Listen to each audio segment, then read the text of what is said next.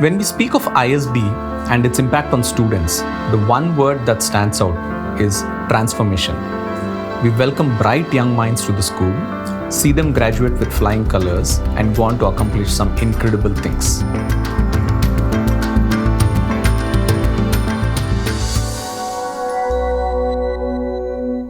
He founded the Nipman Foundation in 2012 to turn accessibility from charity into a civil right, and soon after created Wheels for Life, an online crowdsourcing platform connecting wheelchair donors with recipients across India.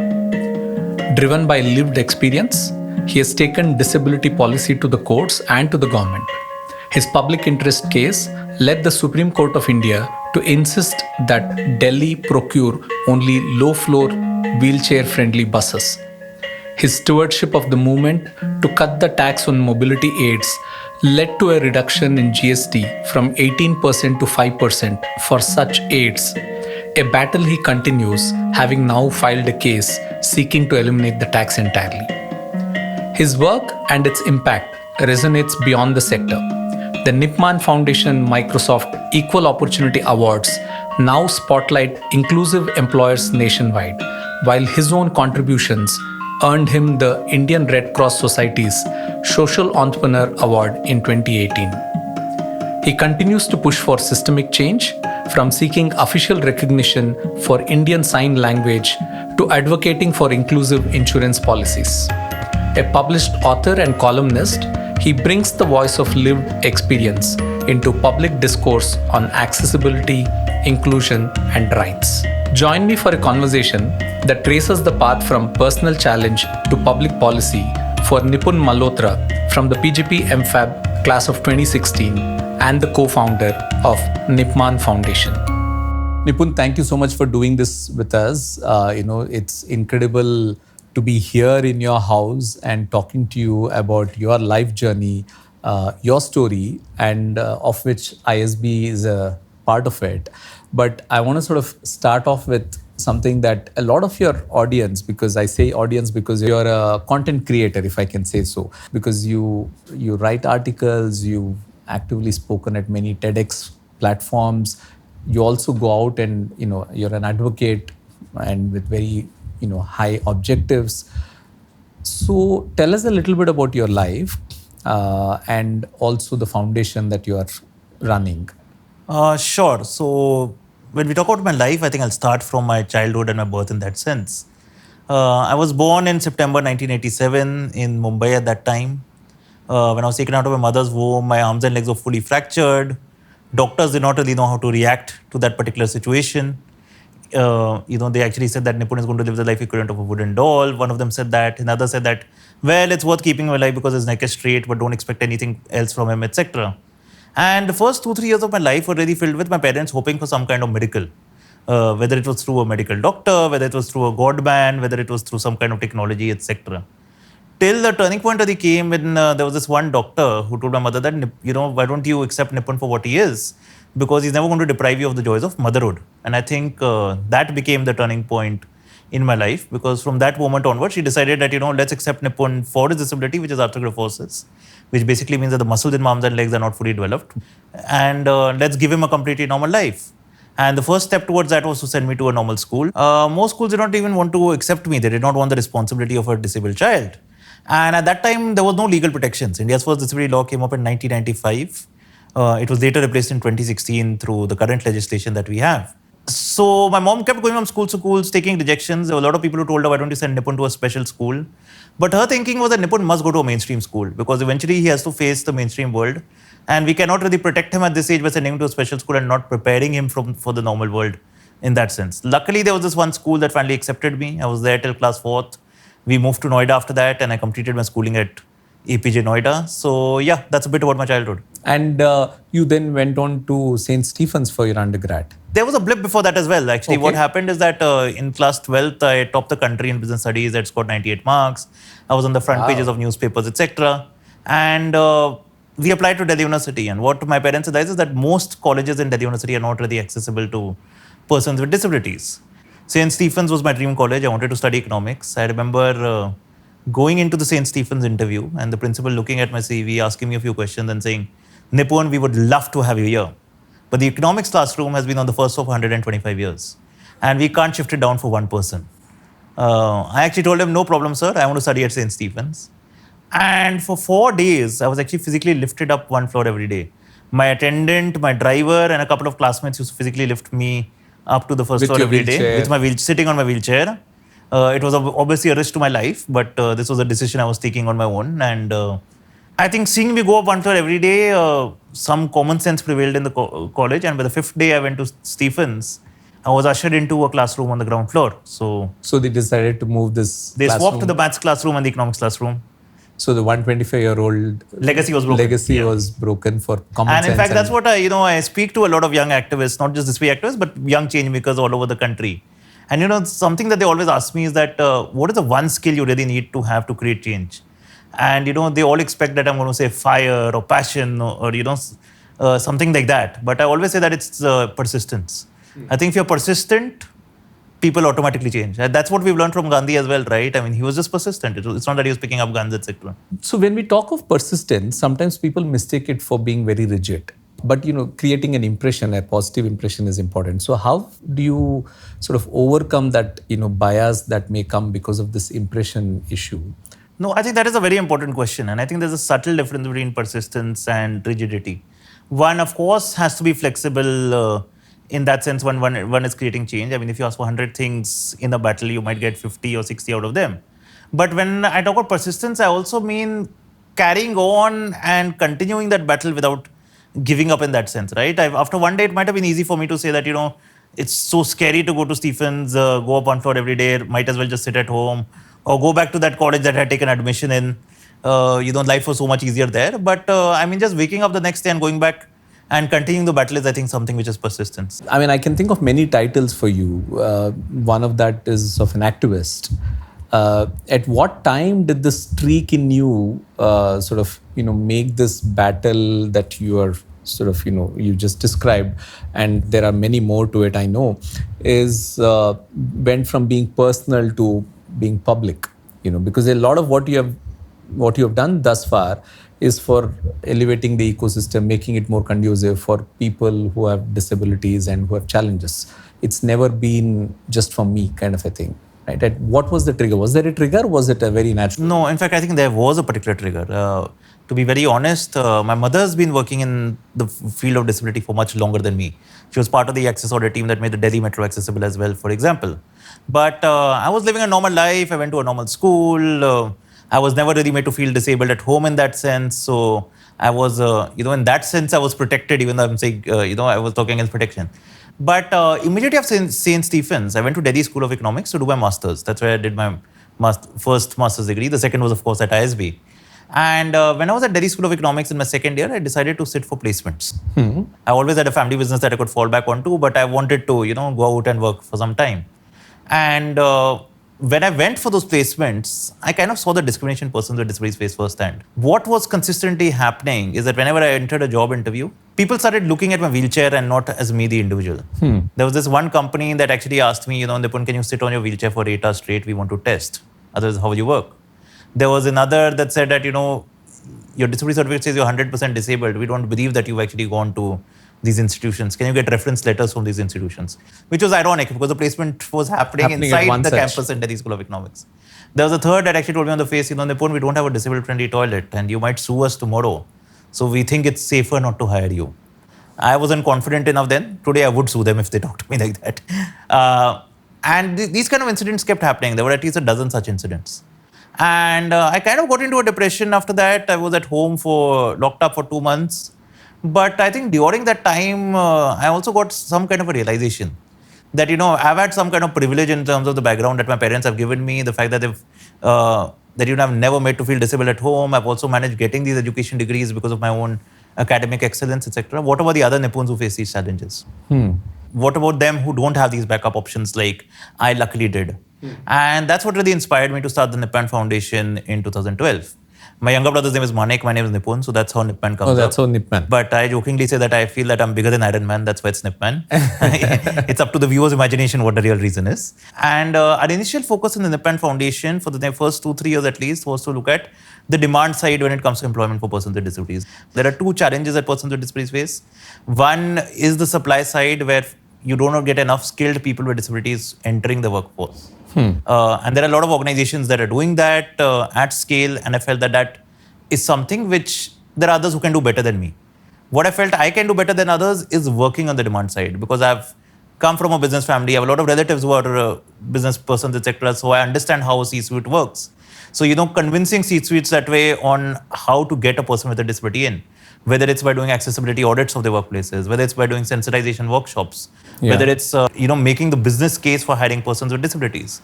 In fact, it has been proven that a lot of companies' productivity goes up when they hire persons with disabilities for multiple reasons. So this is very interesting in the way your persistence has really paid off in terms of getting sort of favorable outcomes for the larger good. But between the time you graduate from Delhi School of Economics, was there a time when you, apart from the foundation that you started, was there also an involvement in your family business? And you also spoke about your placement thing, but did you end up going somewhere more formally as a workplace after D school? So our family's been into auto components. My father was in the steel business in Bombay first, and then in 1997 he shifted to Delhi, and he's been in auto components since then. Since 2012, I've been helping him in terms of finance, purchase, strategy, etc. at a broader level. Till around 2015, I was giving much more time to the family business. I think this particular incident in 2015 made it my personal mission that somebody in India needs to fight for persons with disabilities, because, you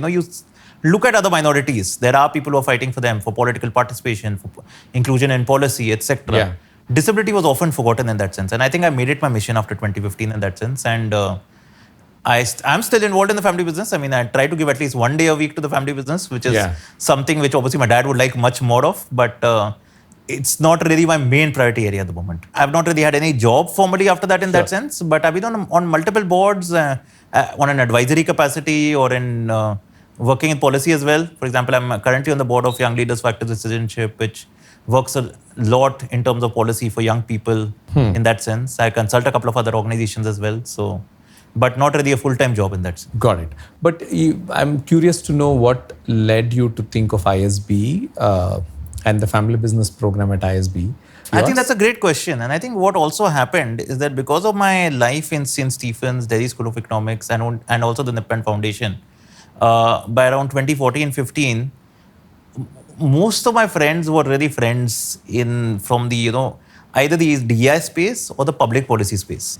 Because, I mean, there's also a bias towards that kind of people going to institutions like St. Stephen's, Delhi School of Economics, etc. But when I was wearing that family business hat, I needed to think differently from a person who's working either as an activist or a development sector professional. And I felt that one needs to interact more with people who are wearing that hat at a bigger level in that sense. It's not that I did not understand the business or something, but I needed to have that thinking shift when I'm wearing that hat as well to fully justify that role as well.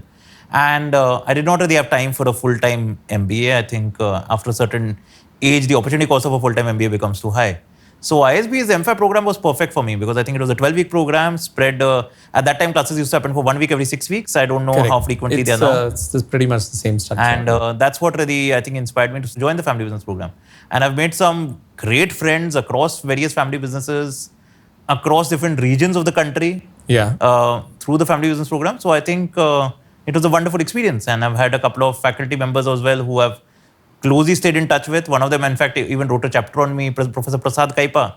He featured me in one of his books, in fact, after teaching me in that sense. So that was interesting in that sense. When I went to Kellogg's, there was this particular professor called Professor Rob Walcott, who ended up inviting me the next year to give a speech on disability and innovation at Kellogg's. So I think it really opened a lot of doors and opportunities for me as well. So Nipun, from the MFAB program that you were part of, you're an alumnus of, what is your vision for this program? 10 years out, it's been 10 years since you graduated from this program. And what's your vision for this program? What would you like graduates today entering into this program to come out as? So I think my vision for the MFAB program would be that it becomes the quintessential finishing school for any family business owner in India, really, where it really teaches a family business owner what leadership is, what running a large organization means, how to be a better listener, how to be more curious in that sense, and really going away from the hard skills, because I think there are plenty of opportunities for somebody from a family business owner to learn accounting or finance or reading a balance sheet, etc. But stronger focus really on leadership in that sense is something which I think would be my vision for the family business program. I remember during our first semester, over drinks, a couple of my classmates started discussing this thing that in any business, the most well-informed person is the chairman's driver. And when I went back home and I thought about it, I said, oh shit, they're right. And this is a takeaway you will not take in any other management program anywhere else in the world, because this is so India specific and this is so family business specific, right? So this is just one anecdote, but I think, that's what the MFAB program really is, where you're living with people who are in similar situations, facing similar problems. Are you in touch with your classmates? How do you dip into the alumni network? So I'm in regular touch with around 6 to 8 people. When I say regular touch, I mean, talking to them at least, a couple of them at least once a week, and then 3-4 more at least once a month. Sure. Apart from that, at a slightly looser level, I'm in touch with my entire class, because we have a common WhatsApp group and we are discussing, if anybody comes up with any issue that they want to solve, a resource for that will come up faster than ChatGPT will give them that resource. So MFAB Alumni WhatsApp group is more powerful than ChatGPT, at least on this issue. Yeah. In terms of if I were to pick a very low order thing that people can do, like about making spaces accessible, what do you think is currently the hindrance why a lot of our buildings, whether in private areas or public spaces, are not disabled friendly, for instance? This again comes down to lack of harmonization of laws. The Rights of Persons with Disabilities Act 2016 actually refers to a guideline that is pretty comprehensive in nature when it comes to accessibility and says every building must follow this guideline. But when a government babu goes to give a completion certificate for a building, he's only going to look at the building bylaws issued by the particular state government. And the bylaws will not really incorporate the entire checklist which is there in these guidelines which are mentioned in this act. That's why a building will get a completion certificate. But tomorrow I can sue that building saying that it's violating these guidelines and that's why it must become accessible. And then that building can either be shut down or fined or penalized, whatever, to become accessible in that sense, which will just lead to unnecessary judicial cases and just a spend of time. Yeah, exactly. So I think a major thing that is really needed is harmonization of all laws when it comes to disability. And that will only come in when there are disability experts in every ministry and ministry is looked at as an intersectional issue and not really as an issue of one particular department. It's not a silo in some sense. Yeah, exactly. Yeah. And I think in gender, the government has started looking at it that way. So we just need to take that same lesson when it comes to disability as well. And so what's next? I mean, what are some of your plans in terms of either the foundation or other things? What do you think will keep you busy over the next 5 to 10 years? People always ask me, what is the vision for Nipman Foundation? And I always tell them that, my vision for Nipman Foundation is that Nipman Foundation becomes irrelevant.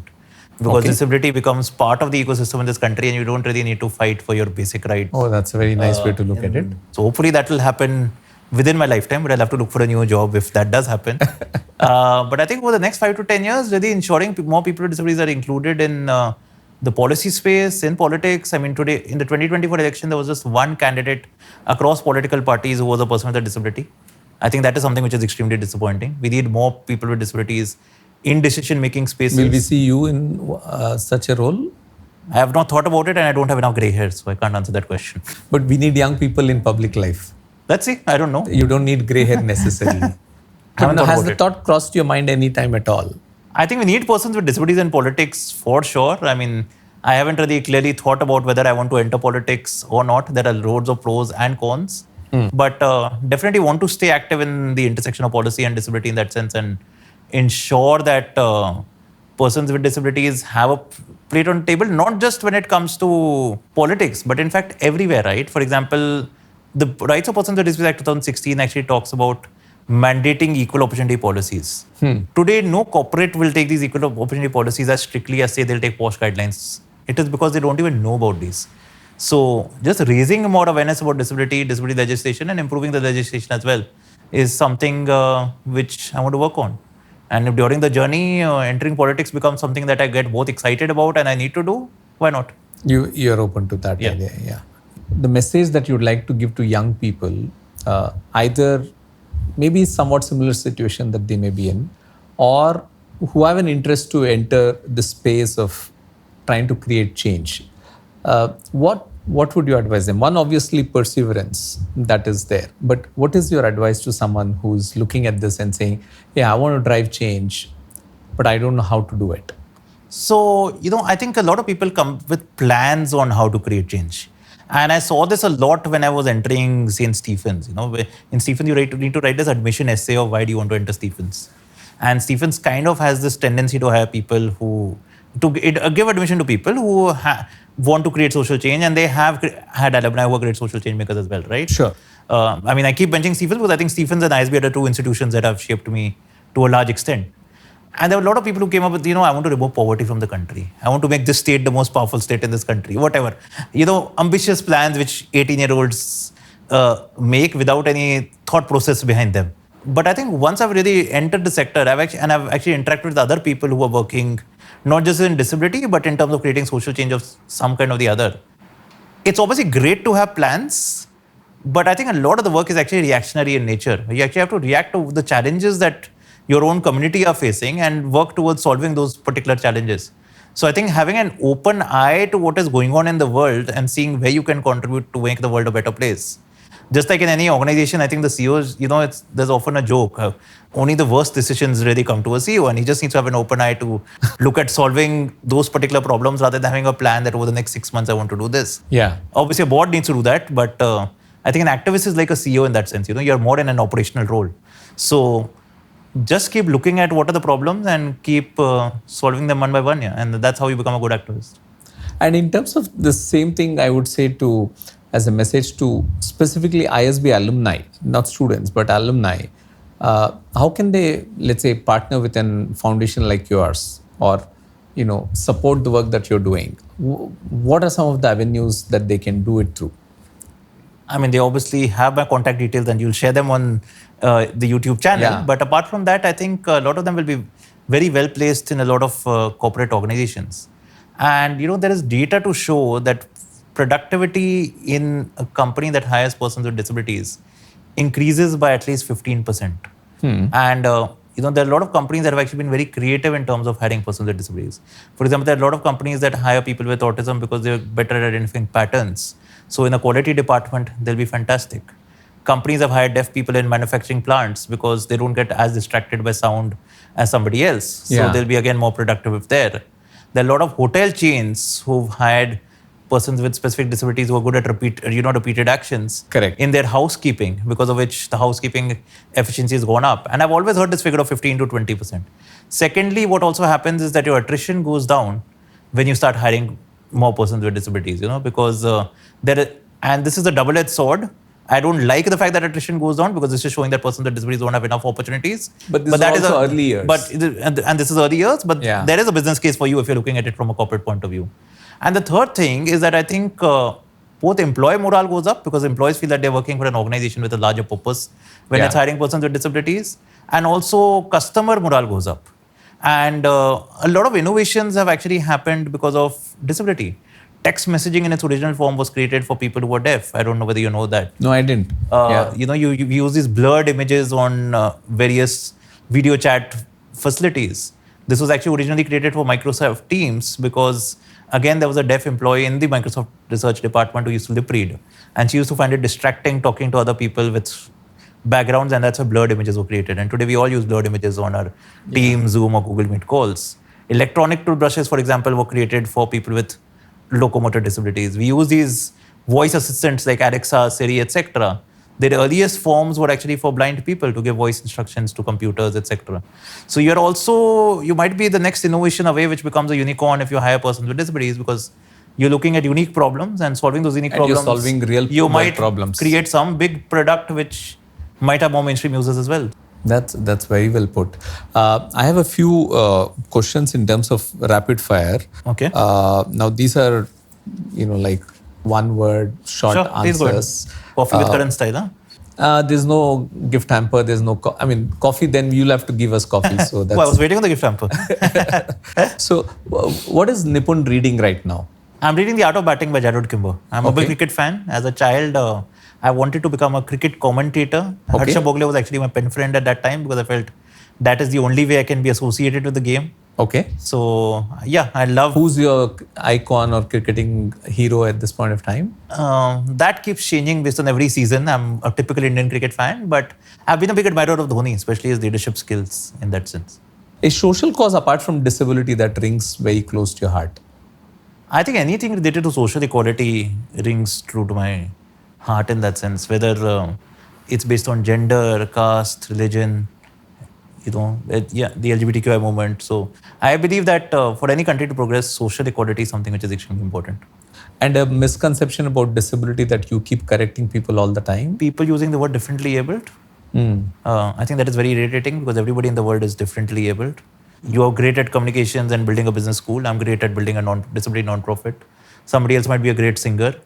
So till you don't address the elephant in the room by calling people disabilities, you're not really going to solve the problem. And a lesser known fact about you? A lesser known fact about me? That I like to enjoy life, and disability is just part of my identity in that sense. But given a choice, I would just go on a holiday and have gin and tonic with my friends. And what is ISB to you in one sentence? I think beautiful campus, great faculty that intellectually stimulates you, and friends that you gain for life. Fantastic. Nipun, it's been such a pleasure chatting with you today. The work that you're doing is so important, but it's oftentimes all of us are guilty of just ignoring because it's difficult to overcome, or you'd rather wish that we didn't see it. And I remember watching one of your TEDx talks where you said that you were born on Ganesh Chaturthi, right? And I think you narrate this as saying that your mother thought I'll be the remover of obstacles. Remover of obstacles, but you say that that's probably not what happened. But the way I see it, and I think the way many of us see it, is that what you're doing today is you're removing obstacles for so many other people who have a disability, who have a challenge in their lives through the work that you're doing. So I want to thank you. Thank you so much. Thank you for doing this with us. Thank you for sharing your story. And it's been incredible chatting with you, and wish you all the very best. Thank you. Thank you.